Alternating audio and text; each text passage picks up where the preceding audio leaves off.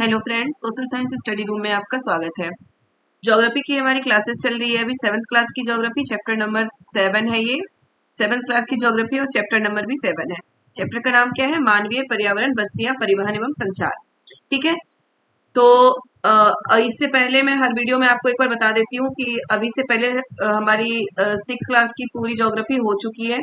7th class की geography भी हमारी चल रही है, जो अब लास्ट होने वाली है, यानी कि 2 चैप्टर और रह गए हैं। ये चैप्टर नंबर 7 में करा रही हूँ। उसके बाद मैं प्रीवियस ईयर के क्वेश्चन पेपर 1-2 कराऊंगी और फिर 8th क्लास की ज्योग्राफी हमारी स्टार्ट होगी। ठीक है, थ्योरी की क्लासेस हमारी चल रही है। हमारी क्लासेस सीटेट के लिए है बेटा, और बिल्कुल जीरो से मैं स्टार्ट करा रही हूँ कि जो बच्चे पहली बार आए हैं वीडियो देखने या बिल्कुल अभी से प्रिपरेशन कर रहे हैं, उनकी तैयारी बहुत अच्छे से हो जाए, इसलिए बिल्कुल जीरो से स्टार्ट कराया हमने। बिल्कुल बेसिक से। जीरो का मतलब क्या है कि बिल्कुल बेसिक से 6, 7, 8 पहले ज्योग्राफी कराऊंगी मैं, फिर 6, 7, 8 हिस्ट्री, फिर 6, 7, 8 पॉलिटी। ठीक है, एक एक जो भी है वो हम एक एक क्लासेस के करा के बिल्कुल कवर कर लेंगे सारे ही एग्जाम तक। और अभी से पढ़ना जरूरी है, क्योंकि अभी से हम पढ़ेंगे तभी एग्जाम तक हमारा बिल्कुल मतलब हमारी तैयारी बिल्कुल अच्छी हो जाएगी। और बहुत अच्छे नंबर से, मैं आपको बता चुकी हूँ 90 नंबर में हमारा सीटेट क्लियर होता है, ये आप सभी जानते हैं। लेकिन क्या है कि हमें सोच के चलना चाहिए, हमारा टारगेट होना चाहिए 100 से ऊपर। ठीक है, अगर हम टारगेट 100 से ऊपर लेके चलेंगे तभी हमारा 90 नंबर आना आसान होगा। वरना क्या होता है कि हम 90, 92 ये सोचते हैं कि चलो कोई नहीं 90, 92 आ जाए, 90 आए या फिर 120 आए, बात वही है। तो बिल्कुल बात वही है, लेकिन जो टारगेट अगर आप ऊपर रख के चलोगे तभी आप 90 नंबर लाना आपके लिए बहुत ईजी होगा। ठीक है, तो टारगेट ऊपर रखने के लिए क्या है कि हमें थ्योरी करना बहुत ही जरूरी है। इस बार जो भी सिलेबस में बात आ रही है कि सिलेबस में चेंज होगा, जो भी होगा अभी तो कुछ क्लियर नहीं है, उसमें यही बातें हैं कि जो कॉन्सेप्ट वाले क्वेश्चन है वो ज्यादा आएंगे। तो कॉन्सेप्ट वाले क्वेश्चन को करने के लिए हमें थ्योरी करना बहुत ही जरूरी है। ठीक है, तो इसलिए मैं थ्योरी एक एक चैप्टर बहुत डिटेल से करा रही हूँ। अभी हमारे पास बहुत टाइम है, इसलिए डिटेल से करना है हमें। और साथ के साथ जैसे 6 क्लास की पूरी ज्योग्राफी कराने के बाद मैंने एक रिवीजन क्लास भी रखी थी कि उस एक ही क्लास में सारे ही चैप्टर का रिवीजन है। वैसे 7th क्लास की पूरी ज्योग्राफी कराने के बाद मैं एक रिवीजन क्लास रखूंगी, ताकि एक ही क्लास में सारे रिवीजन हो जाए। ठीक है, तो चलिए चैप्टर स्टार्ट करते बेटा। चैप्टर स्टार्ट करने से पहले मैं आपको बता दूं कि मतलब कि जो भी इस चैनल पे नए हैं, चैनल को सब्सक्राइब जरूर कर दे, वीडियो को लाइक करें और ज्यादा से ज्यादा शेयर करें। और जिन्हें भी पीडीएफ चाहिए वीडियो का, चैप्टर का या फिर क्वेश्चन पेपर का, वो मेरे टेलीग्राम पे जरूर ऐड हो जाए, टेलीग्राम में जरूर ऐड हो जाए, ताकि मैं आपको इनके लिंक भेज दिया करूंगी। ठीक है, तो चलिए इस चैप्टर में क्या क्या है पहले वो हम देखते हैं कि हम क्या क्या पढ़ेंगे। देखिए, बस्तियों के बारे में पढ़ेंगे, बस्तियां क्या होती हैं, अस्थाई बस्तियां क्या है, अस्थाई बस्तियां क्या होती है, ऋतु प्रवास क्या है, यानी कि प्रवास के बारे में हम पढ़ेंगे। यहाँ से क्वेश्चन आता है, ऋतु प्रवास से कई बार क्वेश्चन आ चुका है। ठीक है, परिवहन के साधन क्या क्या है, ये क्या होता है, इग्लू, ये जो है क्या है, इग्लू। बर्फ से बने आवास को क्या बोलते हैं, इग्लू कहते हैं। परिवहन के साधन कौन कौन से होते हैं, कौन सा साधन ज्यादा इजी है, सड़क मार्ग, इससे क्वेश्चन आता ही आता है। याद रखिएगा कि परिवहन के साधन से एक क्वेश्चन तो हर बार आता है, तो चैप्टर बहुत अच्छे से हमें पढ़ना है। ठीक है, परिवहन के साधन, रेल मार्ग, सड़क मार्ग, जल मार्ग, वायु मार्ग, इन सब चीजों के बारे में हम इस चैप्टर में पढ़ेंगे। ठीक है बेटा, ये जो परिवहन के साधन है, आप हर क्वेश्चन पेपर उठा के देख लो कि इसमें से एक क्वेश्चन आता ही आता है। कई बार ये आ जाता है कि भारी और ज्यादा सामान एक जगह से दूसरी जगह ले जाने के लिए सबसे सस्ता साधन कौन सा है, तो इस तरह के क्वेश्चन आते हैं। ठीक है, और भी बहुत सारे क्वेश्चन आ सकते हैं कि जैसे कि कहीं कोई आपदा हुआ, ये भी क्वेश्चन आ चुका है सीटेट में कि कहीं आपदा हुआ तो कौन सी परिवहन का साधन वहां ज्यादा हेल्पफुल होगा, तो कौन सा होगा, वायु मार्ग। ठीक है, तो ये सारी चीजें हम इस चैप्टर में देखेंगे। तो फिर से बोल रही हूँ, वीडियो स्टार्ट करने से पहले, चैप्टर स्टार्ट करने से पहले आप चैनल को सब्सक्राइब जरूर कर दें, वीडियो को लाइक करें, ज्यादा से ज्यादा वीडियो को शेयर करें, ताकि ज्यादा लोगों तक ये वीडियो पहुंच पाए, और साथ ही साथ कमेंट भी जरूर करें। चलिए तो हम वीडियो स्टार्ट करते हैं। तो चलिए पहले तो हम देखते हैं कि बस्तियां क्या है। बस्ती किसे कहते हैं? तो बस्ती कहते हैं जहां पे मनुष्य बसकर रहते हैं, यानी कि एक जगह जहां पे मनुष्य बसकर रहते हैं, जहां पे देखिए बस्तियां वह स्थान है जहां लोग अपने लिए घर बनाते हैं। ठीक है, बस्तियां कौन वो स्थान होता है जहां लोग अपने लिए घर बनाते हैं, यानी कि रहने के लिए लोग जगह बनाते हैं, उसे हम घर बनाते हैं, उसे हम बस्ती कहते हैं। अब देखिए क्या है, यहाँ पे हम देखते हैं, क्या आप जानते हैं, वह स्थान जहां भवन अथवा बस्तियां विकसित होती हैं उसे बसाव स्थान कहते हैं। ठीक है, जहाँ पे भवन और बस्तियां विकसित होती है उसे क्या कहते हैं? बसाव स्थान। यानी कि बहुत सारे लोग वहां पे रह रहे हैं घर बना के, उसे बसाव स्थान कहते हैं। आदर्श बसाव स्थान के लिए चयन की गई प्राकृतिक दशाएं। लोग कैसे स्थान पर चयन की गई प्राकृतिक दशाएं का मतलब है लोग कैसे स्थान पर बसना चाहते हैं, ज्यादा लोग कहाँ रहना चाहते हैं। अनुकूल जलवायु, ठीक है, जल की उपलब्धता, उपयुक्त भूमि और उपजाऊ मिट्टी। यानी कि जहाँ की जलवायु अनुकूल हो हमारे बॉडी के लिए, हमारे लिए, वहां हम बसना चाहते हैं। जहां जल आसानी से मिल जाए, शुद्ध पेयजल आसानी से मिल जाए, उपयुक्त भूमि, उबड़ खाबड़ जमीन ना हो, यानी कि पहाड़ी इलाके में लोग कम बसना चाहते हैं। और ये जो रेगिस्तानी इलाका है वहां भी लोग कम बसना चाहते हैं। मैदानी इलाकों की जनसंख्या ज्यादा होती है तो यहाँ लोग ज्यादा बसना चाहते हैं। उपयुक्त भूमि यही है। उपजाऊ मिट्टी, उपजाऊ मिट्टी बहुत जरूरी है क्योंकि मतलब बसने के लिए, लोगों के रहने के लिए उपजाऊ मिट्टी, रहने के लिए, घर बनाने के लिए उपजाऊ मिट्टी जरूरी नहीं है, लेकिन मिट्टी से हमें भोजन प्राप्त होता है। तो और बिना भोजन के लोग नहीं रह सकते, मनुष्य नहीं रह सकते हैं। इसलिए उपजाऊ मिट्टी, ये सारी चीजें जहां पर मिल जाती है वहां पे वहां की आबादी ज्यादा होती है। इसलिए जो भारत में उत्तरीय भारत का क्षेत्र है, जो उत्तरीय मैदान का क्षेत्र है, वहां पर जनसंख्या बहुत ही ज्यादा है क्योंकि ये सारी चीजें, अनुकूल जलवायु भी है, वहां जल की उपलब्धता, अच्छे शुद्ध जल मिल जाता है, उपयुक्त भूमि, मैदानी भूमि है और उपजाऊ मिट्टी। गंगा यमुना के नदियों के कारण वहां की मिट्टी बहुत ज्यादा उपजाऊ है। ठीक है, तो ये समझ में आ गया होगा आपको कि बसावस्थान और बसावस्थान के लिए प्राकृतिक दशाएं क्या क्या होती है, इसका लोग चयन करते हैं। बस्तियां क्या होती है? वो स्थान जहां लोग घर बनाते हैं। अब बस्तियां दो तरह की होती है, अस्थाई और अस्थाई बस्तियां। पहले के जमाने में क्या होता था कि जो बस्तियां कुछ समय के लिए बनाई जाती है, पहले के जमाने में क्या होता था, लोग कुछ दिन यहाँ रह रहे हैं फिर वो लोग कहीं और चले जाते थे, मतलब वो लोग टिककर एक जगह नहीं रहते थे, तो उसे हम अस्थाई बस्ती कहते हैं। ठीक है, क्या कहते हैं? अस्थाई बस्ती। मतलब अस्थाई, जो अस्थाई नहीं है, वो आज यहाँ पे है लोग, फिर कुछ दिन में वो, तो वो टेंट का जैसा घर बना के या वैसे ही मतलब कच्चे घर बना के वो रहते थे, फिर वहां से दूसरे जगह चले जाते थे। क्या देखिए, घने जंगलों, गर्म एवं ठंडे रेगिस्तानों तथा पर्वतों के निवासी अक्सर अस्थायी बस्तियों में रहते हैं। ये क्यों होता है कि जैसे गर्म एवं ठंडे रेगिस्तानों तथा पर्वतों के निवासी, ये लोग क्या करते हैं, जो ऐसे निवासी हैं वो अस्थायी बस्तियों में रहते हैं और वो ऋतु प्रवास करते हैं। ऋतु प्रवास का मतलब होता है कि मौसम के अनुसार वो प्रवास करते हैं। ऋतु का मतलब होता है मौसम, प्रवास का मतलब एक स्थान से दूसरे स्थान पे जाना, तो मौसम के अनुसार वो प्रवास करते हैं, एक स्थान से दूसरे स्थान पे वो चले जाते हैं। इसलिए वो अस्थायी बस्तियां बनाते हैं कि जो बहुत गर्म जलवायु वाले जगह पे रह रहे हैं, बहुत गर्म मौसम वाले जगह पे रह रहे हैं, वो जैसे गर्मी का मौसम आता है तो वहां और ज्यादा गर्मी पड़ेगी, तो उनके मवेशियों का या उनके लिए रहना बहुत मुश्किल हो जाता है मनुष्य के लिए, तो वहां से वो किसी दूसरे स्थान पे ठंडे मौसम पे जहां की जलवायु अच्छी हो वहां चले जाते हैं। जो ठंडे पहाड़ों पे रह रहे हैं, पर्वतों पे रह रहे हैं, वो लोग पर्वतों से नीचे की ओर आ जाते हैं सर्दियों के मौसम में, क्योंकि ना उनके लिए वहां कुछ बचता है खाने को या सही तरीके से जीवन यापन करने के लिए, ना ही उनके मवेशियों के लिए वहां कोई चारा बचता है, तो वो नीचे आ जाते हैं। तो इसे हम क्या कहते हैं? ऋतु प्रवास। बेटा ये ऋतु प्रवास वाला क्वेश्चन 2019 के क्वेश्चन पेपर में आ चुका है कि ऋतु प्रवास क्या है, तो उसमें कई चीज दिया गया था कि पक्षियों से रिलेटेड, मनुष्य का आवागमन, बहुत सारी चीजें दी गई थी। तो मनुष्य का आवागमन, ऋतु के अनुसार, मौसम के अनुसार मनुष्य का आवागमन, उसी को ऋतु प्रवास कहते हैं। ठीक है, ऋतु का मतलब होता है मौसम, प्रवास का मतलब होता है एक जगह से दूसरे जगह जाना। पक्षियां भी ऋतु प्रवास करती हैं। आपको अपने देश में, भारत में बहुत सारी विदेशी पक्षियां दिखते होंगे। वो क्यों दिखते हैं? वो जो यूरोप में या फिर ठंडे इलाकों की जो पक्षियां होती थी, वो सर्दियों के मौसम में इधर आ जाती है, भूमध्य रेखा के पास आ जाती है। उसी को क्या कहते हैं? हम ऋतु प्रवास कहते हैं। ठीक है, दूसरी है अस्थाई बस्तियां। अस्थाई बस्तियां क्या होती है? जो कि एक ही जगह बस के रहते हैं लोग, उसे हम अस्थाई बस्तियां कहते हैं।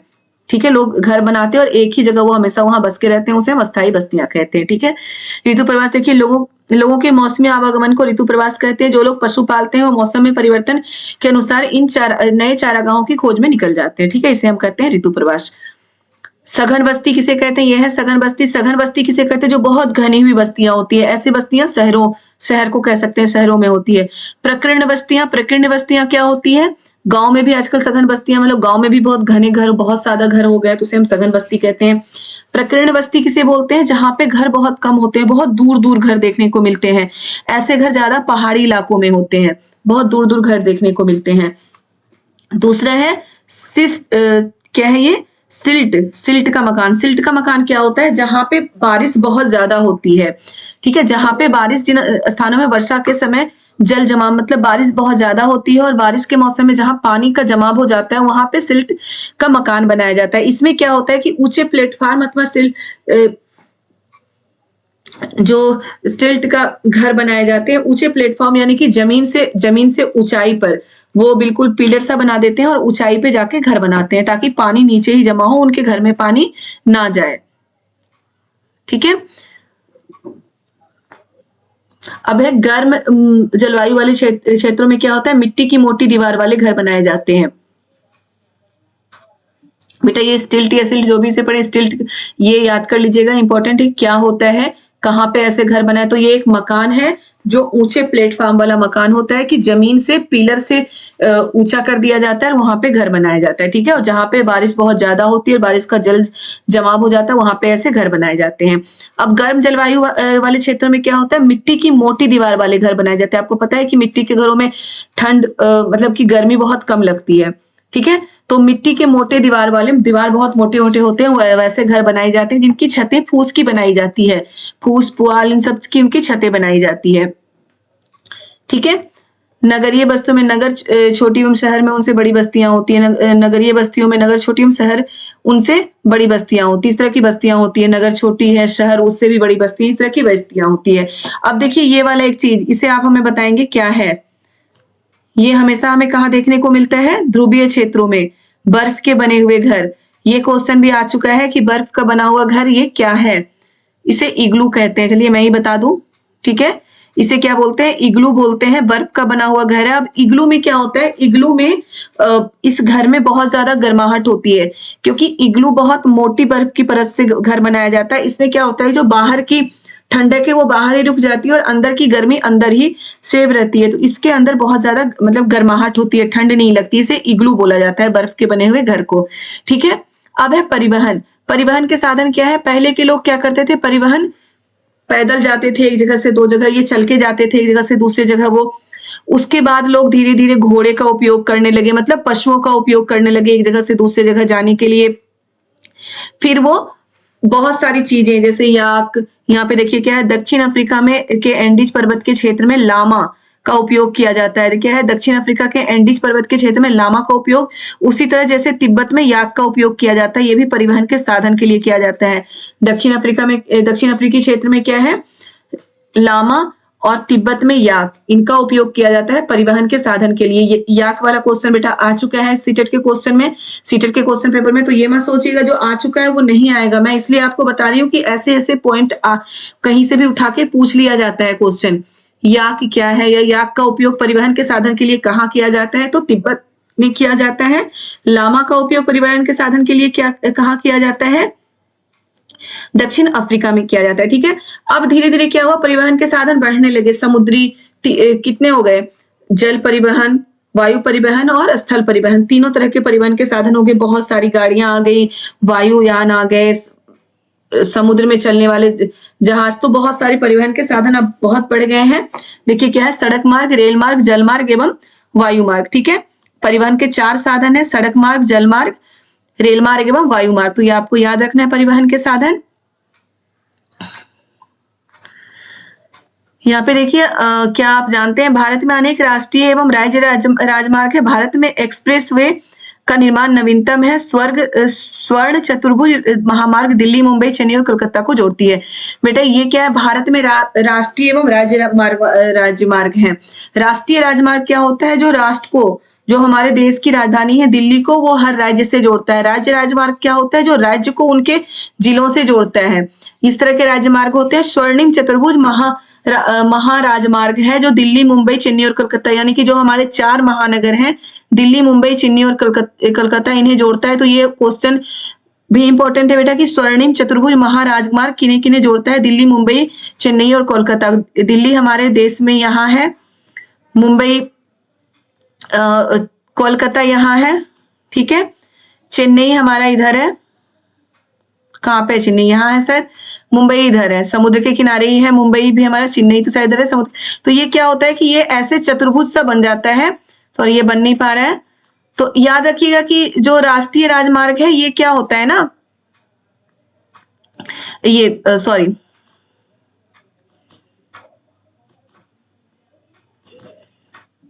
ये जो स्वर्णिम चतुर्भुज महामार्ग है, इसमें क्या होता है कि स्वर्णिम चतुर्भुज महामार्ग से एक राजमार्ग दिल्ली से चल रहा है चेन्नई तक, चेन्नई से चल रहा है ऐसे मुंबई तक, मुंबई से कोलकाता, फिर कोलकाता से ऐसे दिल्ली, ठीक है। तो इस तरह चार भुजाएं बन गई हैं। आप देख रहे हैं इसमें चार भुजाएं बन गई हैं, तो जिसकी चार भुजाएं होती है उसे हम चतुर्भुज कहते हैं, चतुर्भुज कहते हैं उसे। तो यही है स्वर्णिम चतुर्भुज महाराजमार्ग। ये हमारे देश के चार महानगरों को जोड़ता है और चूंकि इसमें चार भुजाएं की तरह बन जाती है इसलिए इसे चतुर्भुज बोला गया है। तो आपको इस तरह से चीजें याद होगी, आप ऐसे बना के इसमें लिख सकते हैं, दिल्ली, चेन्नई, मुंबई, कोलकाता आप लिख सकते हैं। हमारे चार महानगरों को जोड़ने वाला राजमार्ग कौन सा है, तो कौन सा है, स्वर्णिम चतुर्भुज महाराजमार्ग। बिल्कुल याद रखना है आपको ये, ठीक है। अब सड़क मार्ग देखते हैं। सड़क मार्ग में दो तरह की सड़कें होती हैं, पक्की सड़क, कच्ची सड़कें। पक्की सड़कें तो हमें हर जगह देखने को मिलती है, कच्ची सड़कें ज्यादातर हमें गांव में देखने को मिलती है। पक्की सड़कें बारिश हो किसी भी चीज में जल्दी टूटती नहीं है, लेकिन कच्ची सड़कों में क्या होता है, बारिश के मौसम में वो टूट जाती है, फिर से उसे बनवाया जाता है, ठीक है। तो ये होती है कच्ची सड़कें और पक्की सड़कें। हिमालय पर्वत पर मनाली लेह राजमार्ग विश्व में सबसे ऊंची सड़क मार्गों में से एक है। इसे भी ध्यान रखना है बेटा आपको बिल्कुल, कि मनाली से जो लेह तक जाती है राजमार्ग, वो विश्व की सबसे ऊंचे सड़क मार्ग में से एक है। मनाली लेह राजमार्ग विश्व के सबसे ऊंचे सड़क मार्ग में से एक है। हिमालय पर्वत पर ये राजमार्ग बना हुआ है। भूमिगत सड़कों को भूमिगत मार्ग या सबवे कहते हैं, ठीक है। ये क्वेश्चन भी आ चुका है, शायद 2014 या 15 के सीटेट में ये क्वेश्चन आया था कि सबवे जो भूमिगत सड़क होती है उसे क्या कहते हैं, तो उसे सबवे कहते हैं, ठीक है। भूमिगत मार्ग या फिर क्या कहते हैं, सबवे कहते हैं। फ्लाईओवर होता है, उचित संरचनाओं के ऊपर बनाए जाते हैं। फ्लाईओवर क्या होता है, सड़क के ऊपर से एक रोड बनाया जाता है जिसे हम क्या बोलते हैं, फ्लाईओवर बोलते हैं। ये जो बड़े नगरों में ये ज्यादातर बनाया जाता है जहां पे क्या होता है, ट्रैफिक बहुत ज्यादा होता है, तो ट्रैफिक के भीड़ भाड़ को कम करने के लिए फ्लाईओवर बनाया जाता है। सबवे भी बड़े नगरों में बनाया जाता है जहां पे ट्रैफिक इतनी ज्यादा होती है, गाड़ियां इतनी चलती हैं कि हमें सड़क क्रॉस करना बहुत मुश्किल होता है और किसी का एक्सीडेंट ना हो, किसी का नुकसान ना हो और गाड़ियों को भी उसमें प्रॉब्लम ना हो, इसलिए सबवे बनाया जाता है, ठीक है। अब देखिए, क्या आप जानते हैं जायनिंग से लहासा के बीच चलने वाली रेलगाड़ी समुद्र तल से 4000 मीटर की ऊंचाई पर चलती है। सबसे ऊंचे बिंदु समुद्र से इतना मीटर है, ये भी आपको ध्यान रखना है। जायनिंग से लहासा के बीच चलने वाली रेलगाड़ी समुद्र तल से 4000 मीटर की ऊंचाई पर चलती है। अब देखिए रेल मार्ग के द्वारा तीव्रता से एवं कम खर्च में लोगों का आवागमन एवं भारी सामान को ढोने का कार्य होता है, ठीक है। ध्यान से सुनिए इन चीजों को। रेल मार्ग के द्वारा क्या होता है, तीव्रता से कम खर्च में लोगों का आवागमन एवं भारी सामान को ढोने का काम होता है। कम खर्च में यानी कि कम पैसे लगते हैं। अगर हमें कहीं दूर जाना हो तो रेलगाड़ी से अगर जा रहे हैं, तो अगर ट्रेन से हम जा रहे हैं तो टिकट का पैसा हमें कम लगता है, लेकिन वही चीज अगर हम अपनी गाड़ी से, प्राइवेट गाड़ी से जाएंगे या फिर एरोप्लेन से जाएंगे तो हमें ज्यादा खर्च होता है, हमें ज्यादा पैसे लगते हैं। और फिर भारी सामान को ढोने के लिए भी रेलगाड़ी सबसे उपयुक्त साधन है, ठीक है। ये भारी सामान वाला क्वेश्चन भी आ चुका है। सबसे उपयुक्त सामान जो ये मार्ग है वो क्या है, रेल मार्ग। सुपरफास्ट रेलगाड़ियों से परिवहन की तीव्र और गति और तीव्र हो गई है, जिससे हम बहुत जल्दी एक जगह से दूसरी जगह पहुंच जाते हैं, ठीक है। उन्नत प्रौद्योगिकी कौशल से दुर्गम पहाड़ी क्षेत्रों में भी रेल मार्ग बनाना संभव हो गया है, लेकिन थोड़ा सा कठिन होता है, मुश्किल होता है पहाड़ी क्षेत्रों में या दुर्गम क्षेत्रों में रेल मार्ग बनाना। क्योंकि सड़क बनाना तो फिर भी संभव है, रेल मार्ग के लिए क्या होता है, बिल्कुल सीधी चाहिए, नहीं कि बिल्कुल जिगजैग वाला रास्ता नहीं चाहिए होता है रेल मार्ग के लिए, तो थोड़ा सा असंभव होता है, लेकिन अब बनाया जा रहा है उसमें भी। देखिए क्या है, ट्रांस साइबेरियन रेल मार्ग विश्व में सबसे लंबा रेल मार्ग है, जो पश्चिमी रूस में सेंट पीटर्सबर्ग से प्रशांत महासागरीय तट पर स्थित व्लादिवोस्टोक तक जाता है। ये भी आपको याद रखना है बेटा। ट्रांस साइबेरियन रेल मार्ग क्या है, सबसे लंबा रेल मार्ग है, ओके। अब है जल मार्ग। जल मार्ग की देखिए विशेषता, आप पहले पढ़ चुके हैं कि प्रारंभिक समय में परिवहन के लिए जल मार्ग का उपयोग किया जाता था।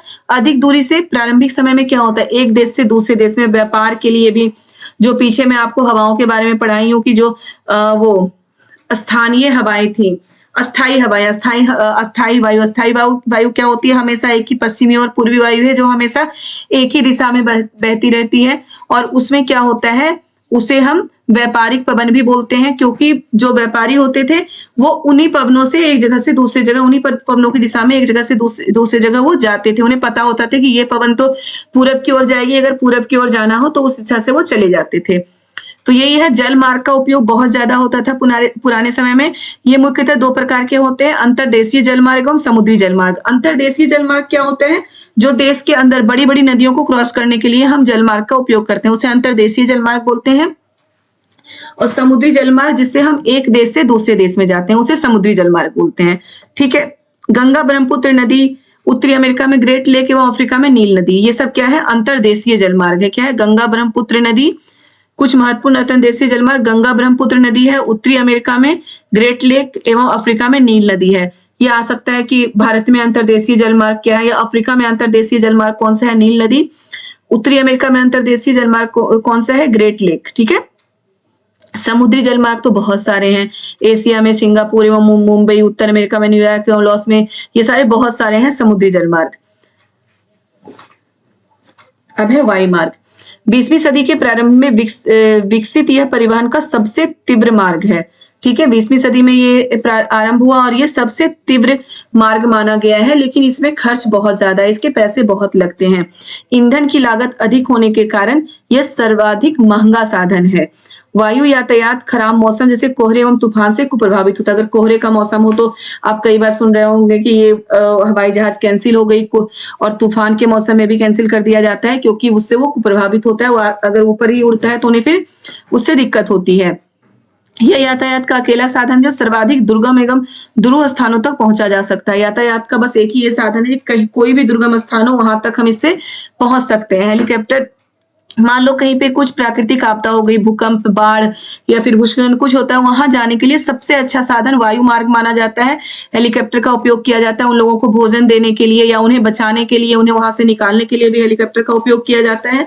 तो जो वायु मार्ग है वो प्राकृतिक आपदाओं में बहुत ही हेल्पफुल है। उनसे संकट क्या है, हेलीकॉप्टर अगम स्थानों एवं संकटकालीन स्थितियों में लोगों को बचाने एवं भोजन, जल, कपड़े एवं दवाएं बांटने के लिए बहुत ही उपयोगी साधन है। ये क्वेश्चन भी आ सकता है कि जो संकटकालीन स्थितियों में लोगों को सहायता पहुंचाने में कौन सा जो मार्ग है वो उपयुक्त साधन है, तो वायु मार्ग सबसे उपयुक्त साधन है। ठीक है।